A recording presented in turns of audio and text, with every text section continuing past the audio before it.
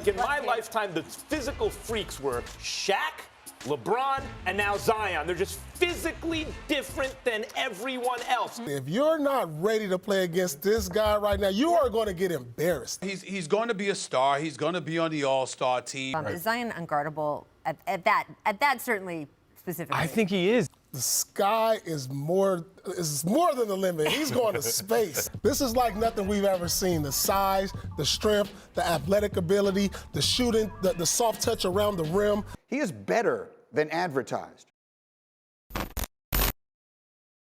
Over the last few weeks, Zion Williamson has given the world a small dose of what he is capable of. He's playing like a vet that has been in the league for half a decade. He's already got defenses scrambling to stop him, and he's bullying NBA big men around. He's only played 15 games in the league, and yet he's already making some fans reconsider who the Rookie of the Year truly is. Through his first 10 games, Zion averaged 22 and 8 with an absurd 58% from the field. And although he doesn't qualify for league rankings quite yet, he's currently averaging the 8th best PER in the entire NBA. A number that lands him right between two fairly solid players, Kawhi Leonard and LeBron James.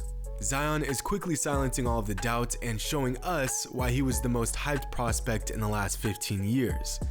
But the way the media is talking about Zion, you would think that what he is doing has never been done before.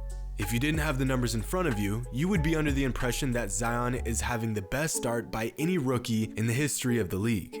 I mean, you would think ESPN had legally adopted the kid by how much they talk about him. Since Zion's debut on January 22nd, ESPN has posted about him 27 times. In that same time frame, ESPN has posted about Ja Morant 7 times. The presumed Rookie of the Year isn't getting a fraction of the coverage Zion is getting. A pretty useless and arbitrary stat, but it pretty much sums up Zion's rookie campaign thus far. But this isn't the first time a rookie has taken the league by storm. In fact, Williamson's first 10 games in the league ranks 10th all-time in terms of overall production since the 1975 season. For the most part, the players ahead of him are all-time legends, but not all of them. In 2009, Brandon Jennings got his career off to a great start when he averaged 25 and 6 with an average game score of 17.3. A 10-game stretch that included a 55-point explosion that made us all think for just a brief moment that maybe Jennings was the second coming of Allen Iverson. This was not the case. Grant Hill was one of the most highly anticipated rookies when he stepped into the league and certainly backed up the hype by averaging 25 and 5 in his first 10 games, racking up an average game score of 17.3 as well, the 6th highest game score of any rookie through 10 games.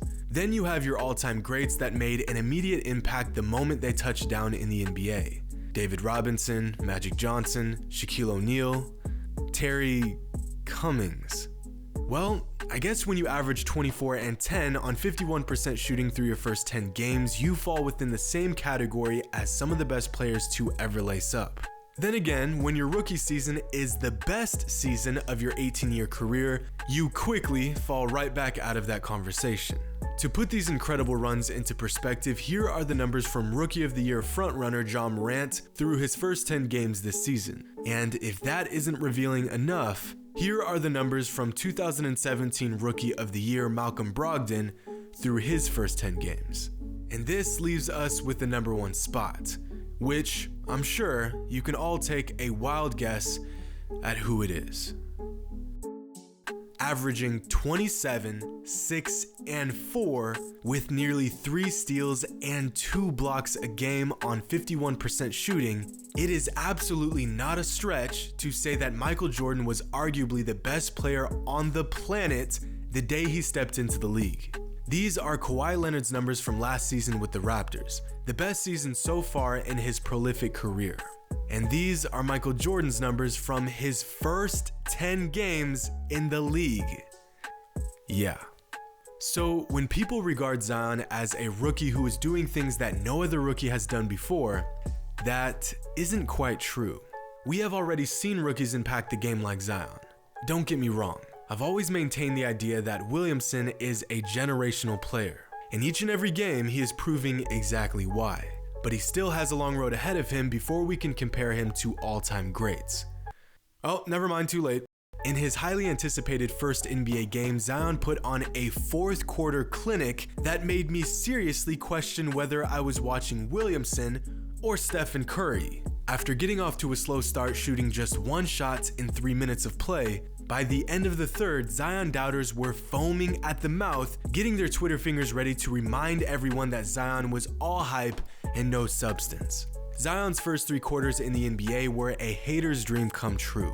But with just under 9 minutes left in the fourth, Zion Williamson put on a show. And Pirtle blocked it, Zion gets it back and finishes 10 points in just over a minute.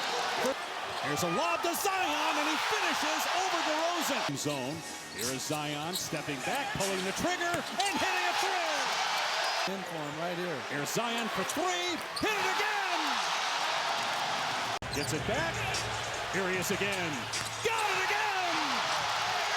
And Alvin Gentry over at the bench frustrated. So right now they're a chance. We want Zion from the crowd here, and it's certainly understandable. In just 3 minutes and 8 seconds, Zion went 6 for 7 from the field and scored 17 straight points, knocking down 4 3-pointers, which, by the way, is exactly twice as many 3-pointers as Ben Simmons has made in his entire career. In fact, Zion's 17-point explosion in the fourth is more than the career highs of 35 current rookies. Zion scored more points in a 3-minute stretch in his first NBA game than the majority of his rookie classmates have scored as their career high. So I guess you could say his debut went pretty well, which led me to ask the question, who has the best first game in NBA history?